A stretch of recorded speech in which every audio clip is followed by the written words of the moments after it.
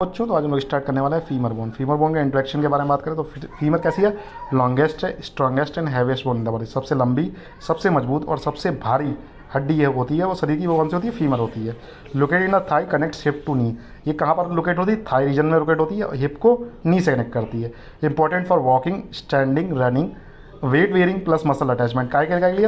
Walking के लिए काम करती है, मतलब चलने के लिए, खड़े होने के लिए और दौड़ने के लिए ये सहायता प्रदान करती है। इसके पार्ट्स की बात करें तो पार्ट्स, कोई भी लॉन्ग बोन है उसके 3 पार्ट्स होते हैं, अपर एंड, शाफ्ट और लोअर एंड। अपर एंड की बात करें, अपर एंड को हम लोग प्रॉक्सिमल एंड भी कई किताबों में लिखा हुआ है, ठीक है।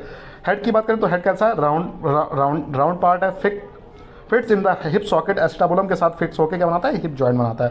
Has a small pit fovea for the ligament attachment. इसके सेंटर में एक गड्ढा सा होगा, उसे क्या कहते हैं हम लोग? फोबिया कैपिटलिस कहते हैं, जहाँ पर जाके लिगामेंट अटैच होता है। नेक की बात करें, connects head to shaft. Head को शाफ्ट के साथ अलग कलर का common fracture site in old age. बुढ़ापे में यहाँ पर सबसे ज़्यादा फ्रैक्चर होने के चांसेस रहते हैं। बात करें अगर लोग ग्रेटर ट्रंकेटर की, ये क्या होता है? Large bump on the right और बम्प ऑन साइड में एक लार्ज बम्प होता है। इसमें कौन कौन सी मसल्स अटैचमेंट होती है?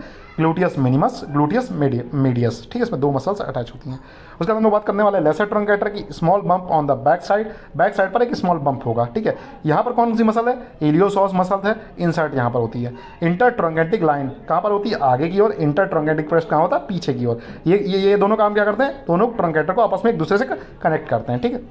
तो बात करते हैं हम लोग शाफ्ट की। तो शाफ्ट कैसा है? लॉन्ग है, स्लाइटली कर्व्ड है। लॉन्ग शाफ्ट कैसी है? लॉन्ग तो है, लंबी तो है, लेकिन हल्की सी कर्व्ड है, ठीक है। इसके 3 बॉर्डर्स और 3 सरफेस है। बॉर्डर्स कौन से हैं? बॉर्डर्स हैं इसके AMPL और सरफेस हैं इसके MLA सरफेस हैं। M से क्या हुआ? मीडियल, लैटरल, एंटीरियर सरफेस हो गया। और MPL मीडियल, पोस्टीरियर और लैटरल, ये क्या हो गया? ये इसके बॉर्डर्स हो गए, ठीक है। लीनियर स्पैरा की बात करें तो rough line on the back side पर एक रफ लाइन होगी। Important for the muscle attachment. इसमें लीनियर स्पैरा में कौन कौन सी मसल्स आके अटैच होती हैं? एब्डक्टर होगी, वेस्टस मेडिलिस होगी, वेस्टस लैटरलिस होगी, ठीक है। Nutrient format for the blood vessels entry. ये न्यूट्रिएंट फॉर्मेट एक मतलब न्यूट्रिएंट एक छेद होता है जहाँ से जाके न्यूट्रिएंट इस हड्डी के अंदर जाता है। तो ये कहाँ पर होता है? अपवर्ड डायरेक्शन की ओर होता है। डिस्टल एंड, अगर लोअर एंड की बात करें तो लोअर एंड पर क्या है? Medial and lateral condyle. Lower and पर क्या? लोअर एंड पर हमारे पास 2 कॉन्डाइल्स हैं। कौन कौन से हैं? एक है मीडियल कॉन्डाइल, एक है लैटरल कॉन्डाइल, ठीक है। इसके जस्ट ऊपर आप देखोगे तो medial supracondylar line, lateral supracondylar line होगी, ठीक है। Intercondylar fossa group on a back side पर एक ग्रुप हो गया। क्रूशिएट लिगामेंट अटैच है। यहाँ पर कौन सा लिगामेंट आके अटैच होता है? क्रूशिएट लिगामेंट, ठीक है। पैटिलियर सरफेस फ्रंट पार्ट पे होता है, forms joint with the patella, मतलब पैटिला के साथ जॉइंट बनाता है patella surface. Epicondyles small bumps above the condyles पर एक स्मॉल बम्प्स होता है। लिगामेंट्स और मसल्स यहाँ पर अटैच्ड होती हैं, ठीक है। एब्डक्टर ट्यूबरकल की बात करें तो एब्डक्टर ट्यूबरकल और medial epicondyle, abductor Magnus insertion. यहाँ पर क्या होता है?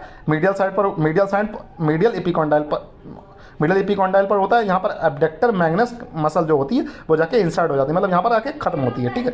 एंगल्स ऑफ फीमर की बात करें तो नेक और शाफ्ट एंगल इंक्लिनेशन कितना होता है? नेक और शाफ्ट के एंगल का होगा 125 डिग्री। अगर ये एंगल कम हो जाता है तो कहते हैं कॉक्सा वेरा, अगर ये बढ़ जाता है तो कहते हैं कॉक्सा वेल्गा, ठीक है। अगर ये कम हो गया तो कॉक्सा वेरा होता है, अगर ये बढ़ गया तो कॉक्सा वेल्गा स्टेट आ जाती है, ठीक है। एंगल ऑफ एंट्रीवेशन का एंगल कितना होता है? 15 से 20 डिग्री होता है। नेक पॉइंट्स फॉरवर्ड, नेक कहाँ की ओर आगे होते हैं, अफेक्ट लिम्ब रोटेशन। इससे क्या होता है? नेक पॉइंट्स फॉरवर्ड हो जाती है और इससे क्या? लिम्ब के रोटेशन में कठिनाई होती है, ठीक है। ऑसिफिकेशन की बात करें तो ऑसिफिकेशन में 1 प्राइमरी 4 सेकेंडरी है, ठीक है। प्राइमरी की बात करें तो primary 7th week of intrauterine line में निकलता है। सेकेंडरी सेंटर्स कब निकलते हैं? पहले डिस्टल डेन 9th month of intrauterine line. Head निकलता है 1 ईयर में, ग्रेटर ट्रंकेटर 4 ईयर में, लेसर ट्रंकेटर 13 से 14 साल में और फ्यूजन इनका कंप्लीट होता है 18 से 20 साल में, ठीक है, ठीक है। 18 से 20 साल में। और नीचे वालों का होता है 16 से 18 साल में, ठीक है। मसल अटैचमेंट की बात करें तो ग्रेटर ट्रंकेटर पर कौन कौन सी मसल लगी है? ग्लूटियस मीडियस, ग्लूटियस मिनिमस और प्रीफॉर्मिस उसके जस्ट ऊपर, बिल्कुल ऊपर वाले पार्ट पर लगी हुई है, ठीक है। इलियोसॉस लीनिया स्पैरा पर कौन कौन सी लगी हुई है? लीनिया स्पैरा पर लगी हुई वेस्टस मसल्स हैं, वेस्टस लैटरलिस और वेस्टस मेडियलिस लगी हुई है। यहाँ पर 2 लगी हुई। एब्डक्टर लगी हुई है, ग्लूटियस मैक्सिमस लगी हुई है लीनिया स्पैरा पर। एब्डक्टर ट्यूबरकल पर कौन सी लगी हुई है? एब्डक्टर ट्यूबरकल मैंने बताया था वहाँ डायग्राम बताऊंगा, ठीक है। एब्डक्टर ट्यूबरकल पर कौन सी लगी हुई है? एब्डक्टर मैग्नस लगी हुई है, ठीक है। ब्लड सप्लाई की बात करें तो न्यूट्रिएंट फॉर्मेन इसकी पूरी न्यूट्रिएंट मतलब ब्लड को सप्लाई करती है। इसकी ये काहे की ब्रांच है? ब्रांच ऑफ प्रोफंडा फ्रीमोरिस की एक ब्रांच है, मतलब एक शाखा है प्रोफंडा फॉर्मोरिस की। रेक्टिना ओकुलर वेसल्स कहाँ पर आती हैं? From medial and lateral circumference femoral artery. Medial और लेटरल सर्कमफ्रेंस फीमोरल आर्टरी ये ब्रांचेस हैं, ठीक है। Artery of ligamentum teres minor contribution, artery of ligamentum terrace जो होती है वो थोड़ा बहुत कंट्रीब्यूशन करती है, ठीक है। जॉइंट कौन सा फॉर्म होगा? इसमें दो जॉइंट होंगे, देखो पहला ऊपर वाला होगा हिप जॉइंट, नीचे वाला होगा नी जॉइंट। हिप जॉइंट होगा जो वॉल एंड सॉकेट टाइप होगा, head of femur plus acetabulum से बनेगा। नी जॉइंट जो होगा हिंज जॉइंट होगा, इसमें कॉन्डाइल्स होंगी, टीबिया होंगी और पेटिला, इसमें मीडियल और लेटरल कॉन्डाइल्स होंगे। टीबिया भी इंक्लूड होगी, टीबिया भी इंक्लूड होगी और साथ में पेटिला भी इंक्लूड होगा। अगर हम बात करें इसके क्लिनिकल इंपॉर्टेंस की, देखो fracture of neck of femur ये किसमें होता है? अधिकतर बड़े लोगों में होता है, ठीक है। Risk of avascular necrosis due to disturb blood supply, यहाँ पर क्या हो सकता है? जो अंदर जो सेल्स हैं वो डेथ हो जाएं, क्योंकि अगर यहाँ पर फ्रैक्चर हुआ नेक का तो यहाँ नेक से आ रही ब्लड सप्लाई इफेक्ट होगी और कहीं ना कहीं खून की कमी से एवास्कुलर नेक्रोसिस होने के चांसेस होते हैं।